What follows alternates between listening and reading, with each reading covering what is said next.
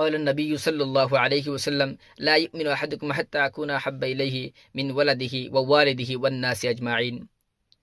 নবী করিম সাল্লাল্লাহু আলাইহি ওয়াসাল্লামে কইতরা অত সময় পর্যন্ত তুমি কামিল মুমিন বলতে পারছো না যত সময় পর্যন্ত তুমি তোমার আওলাদ থাকিন, তুমি তোমার বাপ থাকিন আর সারা মানুষ থাকিন আমারে তুমি মহব্বত করতে পারছো না, তুমি আমার লগে মহব্বত তাআল্লুক করতে পারছো না, অত সময় পর্যন্ত তুমি কামিল মুমিন বলতে পারছো না। কালকে দেখা যায় যে আমরা সোশ্যাল মিডিয়ার মধ্যে আই লাভ মোহাম্মদ এই সমস্ত শব্দ দিয়া খালি কইতে থাকি। খেরোর জবান দ্বারা যদি আমরা কই যে ভালো পাই ভালোবাসি, এই জবান দ্বারা খোয়ার দ্বারা যে আমরা ভালোবাসাটা ওই যাইব এলা কিচ্ছু না। আমরা কর্ম দ্বারা খাম দ্বারা আমরা এই দেখাইতে লাগবো যে আমরা ভালো পাই।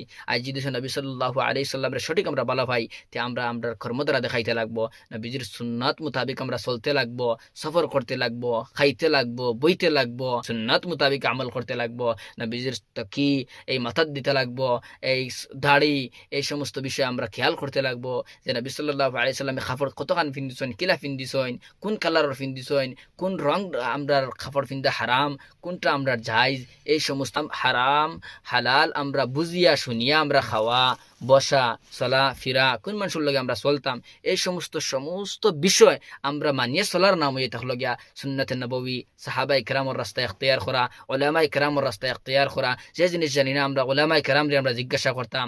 এই ওলামায়ে কেরামের অভাব নাই ইনশাআল্লাহ। আল্লাহ বহুত ওলামায়ে কেরাম হল আমরা গাঁওর মধ্যে পড়ে রয়েছেন। আমরা এই মসজিদের মধ্যে গিয়া ইমাম সাহেবের আমরা জিকার করতে পারি, আলিম ইমাম সাহেব হইলে ইমাম সাহেবের কাছে জিকারটা করতে পারবো, হাবিজ সাহেব হইলে তানে জিকার করেন, হাবিজ সাহেব জানলে না হাবিজ সাহেব তাই কোনো আলিমরে জিকার করিয়া কোনো মুফতি সাহেবের জিকার করিয়া আপনারা হইয়া দিবা।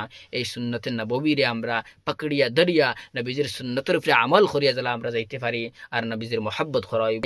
এই রাস্তার উপরে আমরা চলি তে নবীজির লগে আমরা মহব্বত করাইব। ওয়া আখির দাওয়ানা আলহামদুলিল্লাহি রাব্বিল আলামিন।